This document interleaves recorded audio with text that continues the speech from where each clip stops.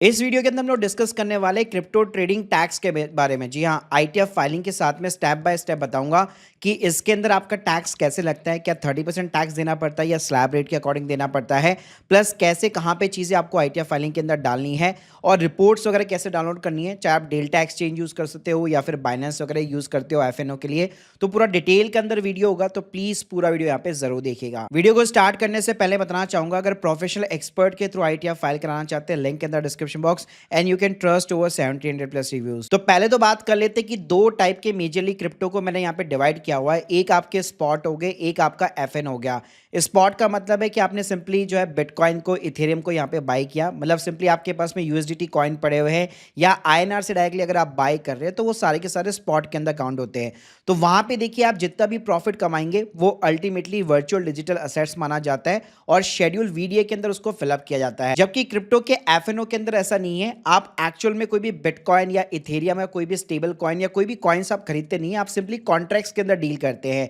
और सारी चीजें आपके आईएनआर के अंदर होती है। तो क्रिप्टो एफएनओ के अंदर जो है बेसिकली वीडीए के अकॉर्डिंग 30% आपको टैक्स नहीं देना पड़ता। तो स्पॉट के अंदर तो भाई सिंपल है कि आपकी जो भी आपके पोर्टफोलियो में जो भी असेट्स है, बिटकॉइन, इथेरियम वगैरह, कल को उसको जब आप बेचोगे तो चाहे प्रॉफिट कमा रहे हो या लॉस कमा रहे हो, लॉस के ऊपर तो कोई टैक्स नहीं देना, लेकिन रिपोर्टिंग जरूर करनी है और प्रॉफिट के ऊपर सीधा 30% का फ्लैट रेट का टैक्स लगेगा। साथ में जब आप बेचने जाओगे तो उस टाइम पे 1% का टीडीएस भी आपका 194 के अंदर काटा जाता है, अगर आप इंडियन एक्सचेंजेस वगैरह यूज कर रहे हो तो। प्लस आप अपने लॉसेस को कभी भी सेट ऑफ नहीं कर सकते, कैरी फॉरवर्ड नहीं कर सकते। मान लो आपको 2 लाख का प्रॉफिट हुआ क्रिप्टो के अंदर, लेकिन 1 लाख रुपए का लॉस हुआ, तो आपको जो टैक्स देना है वो पूरे 2 लाख रुपए पे देना है। ऐसा नहीं कि आप लॉस को सेट ऑफ कर लोगे। लेकिन क्रिप्टो के जो भाई एफएनओ फ्यूचर है ना, जो ऑप्शंस होते हैं, वहां पे सबसे बढ़िया बात है कि आप कॉन्ट्रैक्ट्स के अंदर डील कर रहे होते हैं, तो ये वीडियो के जो सेक्शन होते हैं उससे बाहर है सिंपली तरीके से। तो यहाँ पे कभी भी आपको 30% का फ्लैट रेट का टैक्स नहीं लगेगा।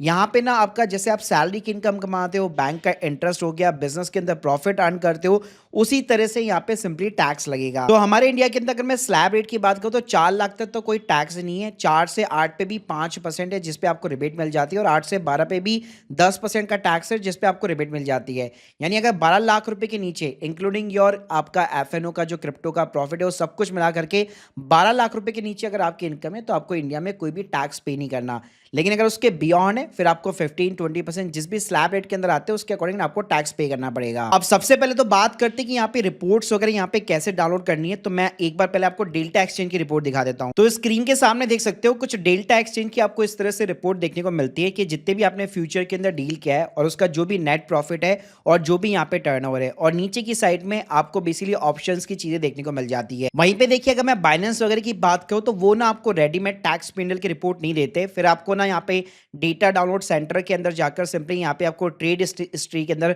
स्पॉट और फ्यूचर देखने को मिल जाता है। और उन रिपोर्ट्स को या तो आप सिंपली कॉइनएक्स के ऊपर अपलोड कर सकते हैं, इसकी एक्सक्लूसिव डिस्काउंटेड लिंक मैं आपको डिस्क्रिप्शन बॉक्स के अंदर दे दूंगा। और कॉइनएक्स को अगर यूज नहीं करना चाहते तो क्लाउड एआई के ऊपर आप अपलोड करके मैं आपको एक डिटेल में प्रॉम्प्ट दे दूंगा जिसके थ्रू भी आप अपना नेट प्रॉफिट एंड लॉस निकाल सकते हो। चलिए मैं आपको अब सीधा लाइव दिखाता हूँ कि इसकी आईटीआर फाइलिंग यहाँ पे कैसे होती है। तो इसके लिए आपको हमेशा आईटीआर 3 फॉर्म जो है यहाँ पे फिलअप करना पड़ेगा अगर आप क्रिप्टो के एफएनओ के अंदर डील करते हैं तो। और यहाँ पे ना आपको बहुत सारे शेड्यूल सेलेक्ट करने पड़ते हैं। तो सिंपली तरीके से यहाँ पे जो बिजनेस के शेड्यूल होते हैं वो बाय डिफॉल्ट सेलेक्ट होते हैं, तो आपको कुछ भी करने की जरूरत नहीं पड़ती है। तो आईटीआर 3 देख सकते हैं आप, इतना लंबा चौड़ा फॉर्म होता है, लेकिन यहाँ पे मैं सीधा मुद्दे की बात करूंगा, कहां पे कैसे फिगर्स वगैरह की आपको यहाँ पे एंट्री करनी होती है। अब देखिए, जो क्रिप्टो के एफएनओ होते हैं ना, उसका 2 तरह से यहाँ पे ट्रीटमेंट पॉसिबल है। वैसे गवर्नमेंट की तरफ से कोई क्लैरिफिकेशन नहीं है इस पे, क्योंकि स्टिल क्रिप्टो के जो एफएनओ होते हैं वो ग्रे एरिया के अंदर आते हैं। तो यहाँ पे ये माना जाता है अगर आप इसको एक स्पेक्टिव ट्रेडिंग की तरह ट्रीट करते हैं, तो जैसे हमारे इंडिया के अंदर आप इंट्राडे ट्रेडिंग करते हैं उसी की तरह इसको भी ट्रीट किया जाता है।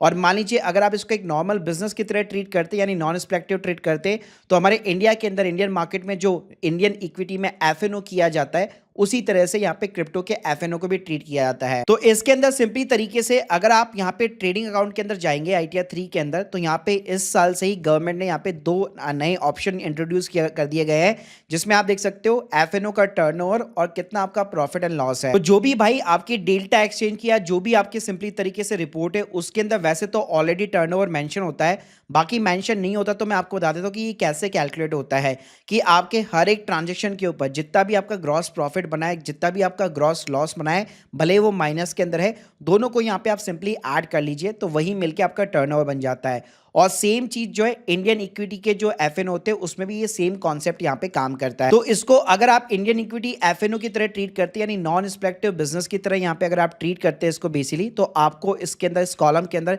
यहाँ पे सिंपली जो है अपना यहाँ पे टर्नओवर पुट करना है, और जितना भी आपका नेट प्रॉफिट है, नेट लॉस है, वो सिंपली नीचे वाले कॉलम के अंदर आप पुट कर सकते हो। तो ज्यादा टैक्स एक्सपर्ट और जो कंसल्टेंट होते हैं वो इसी टाइप से यहाँ पे इसको ट्रीटमेंट करते हैं, लेकिन कुछ टैक्स एक्सपर्ट ये भी मानते हैं बेसिकली कि इसको स्पेक्टिव बिजनेस की तरह ट्रीट करना चाहिए। तो उस केस के अंदर आपको फिर ये वाले कॉलम यूज नहीं लेने। ऊपर की साइड में अगर आप देखेंगे तो आपको इंट्राडे के कॉलम देखने को मिल जाते हैं, तो इन दोनों कॉलम को आप यहाँ पे यूज में ले सकते हो। तो अगर आपको स्पेक्टिव की तरह यहाँ पे इनकम की तरह दिखाना है तो ये वाले कॉलम हो गए, और नॉन स्पेक्टिव की तरह दिखाना है यानी नॉर्मल एज ए एफएनओ दिखाना है तो आपको ये वाले दोनों कॉलम यूज में लेने हैं, जिसमें आपको सिंपली अपना टर्नओवर और आपका जो भी क्रिप्टो का एफएनओ का नेट प्रॉफिट एंड लॉस है वो यहाँ पे आपको सिंपली डालना है। और अच्छी बात है कि इसके अंदर आप और एक्सपेंसेस को भी ऐड कर सकते हो, जैसे अगर आपने कोई कोर्स लिया हुआ है, कोई सब्सक्रिप्शन लिया हुआ है, तो इस टाइप के आप और यहाँ पे एक्सपेंसेस को यहाँ पे क्लेम कर सकते हो एज ए बिजनेस। और अगर आपका यहाँ पे लॉस है तो दोनों के केस में तो वैसे टैक्स जो लगेगा वो स्लैब रेट के अकॉर्डिंग लगेगा, यानी 12 लाख के नीचे है टोटल इनकम